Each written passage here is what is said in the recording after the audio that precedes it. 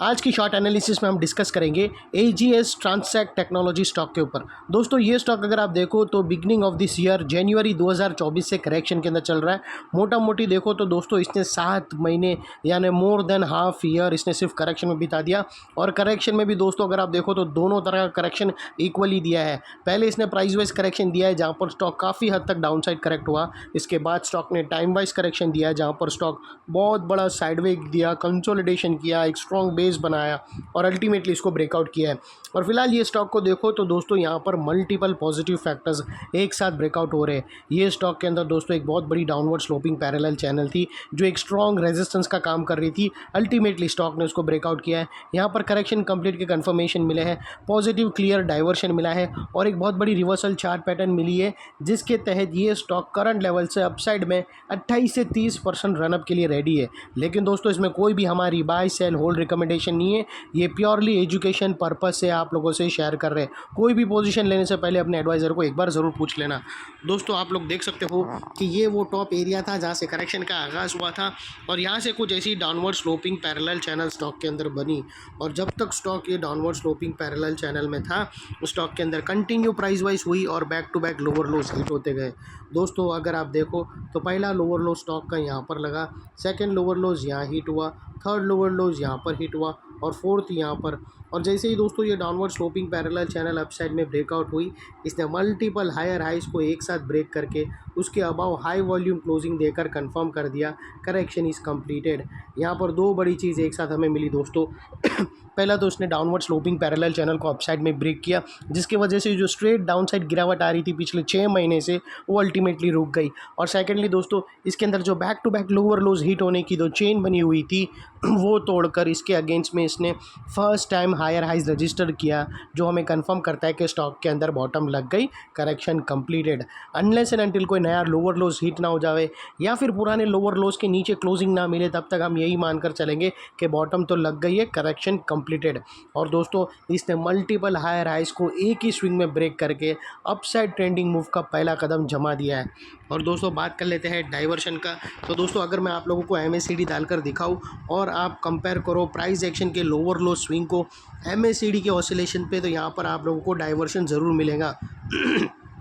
दोस्तों price action के जो लोअर लो स्विंग है अगर आप देखो तो वो डाउन साइड में टिल्ट हुए हैं और MACD के ऑसिलेशन अगर आप देखो तो अप साइड में टिल्ट होकर यहाँ से ब्रेकआउट हुआ है जो हमें कंफर्म करता है कि स्टॉक के अंदर करेक्शन कंप्लीटेड। और दोस्तों बात कर लेते हैं चार्ट पैटर्न की। तो दोस्तों अगर मैं आप लोगों को बताऊं तो यहाँ पर एक बहुत बड़ी पैरेलल चैनल ब्रेकआउट हुई है। और दोस्तों ये जो पैरेलल चैनल है ये कोई छोटी मोटी चैनल नहीं है दोस्तों। ये पैरेलल चैनल को बनने में ही आधे साल से ज़्यादा का टाइम लग गया।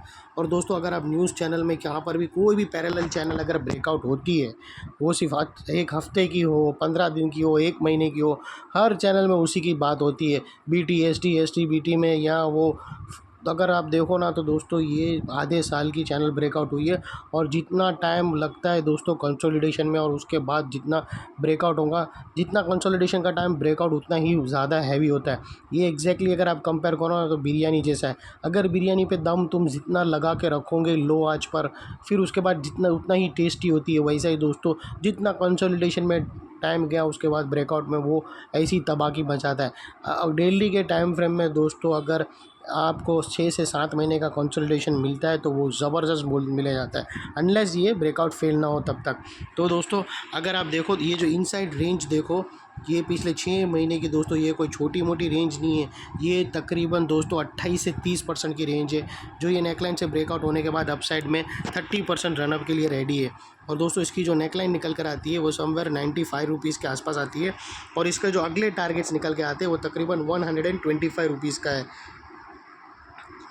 जो तकरीबन बनकर आता है दोस्तों 30% 28 to 30% के आसपास आराम से आता है। और दोस्तों यहाँ पर एक रेजिस्टेंस है जो स्टॉक को फेस करना है। ऑलरेडी एक बार स्टॉक ने फेस कर चुका है लेकिन उसके ऊपर क्लोजिंग देना बहुत ही ज़रूरी है। और दोस्तों अगर आपको स्टॉप लॉस यूज़ करना हो, रखना हो तो ये जो फर्स्ट ब्रेकआउट कैंडल है उसके लो के नीचे क्लोजिंग बेसिस पे अपने एडवाइज़र को पूछकर आप यहाँ पर स्टॉप लॉस रख सकते हो, जो हम रेट से कर देते हैं। और सेकेंडली दोस्तों, अगर आप एटीआर की भी हेल्प ले तो अपने एडवाइज़र को पूछकर वो भी रख सकते हो। ये स्टॉप लॉस आप क्लियर कर लो अपने एडवाइज़र से। और सेकेंडली दोस्तों, ये जो नेकलाइन के पास का एरिया, ये बहुत ही इंपॉर्टेंट एरिया है, क्योंकि अगर आप देखो तो यहाँ पर मल्टीपल पॉजिटिव फैक्टर्स एक साथ ब्रेकआउट होते हुए मिले। दोस्तों यही एरिया पे downward sloping parallel channel upside में ब्रेकआउट होते हुए मिली। यही एरिया पे लोअर लोज हायर हाइज में शिफ्ट होते हुए मिले। यही एरिया पे दोस्तों हमें क्लियर पॉजिटिव डाइवर्शन एमएसीडी के थ्रू मिला। और यही एरिया पे दोस्तों एक बहुत बड़ी पैरेलल चैनल ब्रेकआउट होते हुए मिली। तो दोस्तों जो एरिया अभी तक एक स्ट्रॉन्ग रेजिस्टेंस था, वो अल्टीमेटली स्ट्रॉन्ग सपोर्ट बनकर खड़ा है। और जैसे ये ब्लू लाइन यानी 100 के ऊपर क्रॉस करके निकला, तो ये स्टॉक में अच्छा खासा मोमेंटम आएगा। और उसके बीच में अगर किधर भी रेजिस्टेंस फेस करके वापस वो नेकलाइन को रीटेस्ट करने आया, तो दोस्तों नेकलाइन के पास ये एरिया सामने आके एक स्ट्रॉन्ग सपोर्ट का काम करेगा और स्टॉक को अपसाइड में पुश करेगा या फिर साइडवे कंसोलिडेशन में।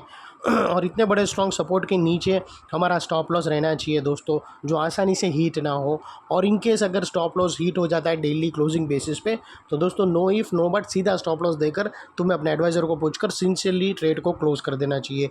ये थी हमारी एनालिसिस। अच्छी लगे तो प्लीज़ चैनल को लाइक शेयर सब्सक्राइब ज़रूर करना। Thank you. जय हिंद।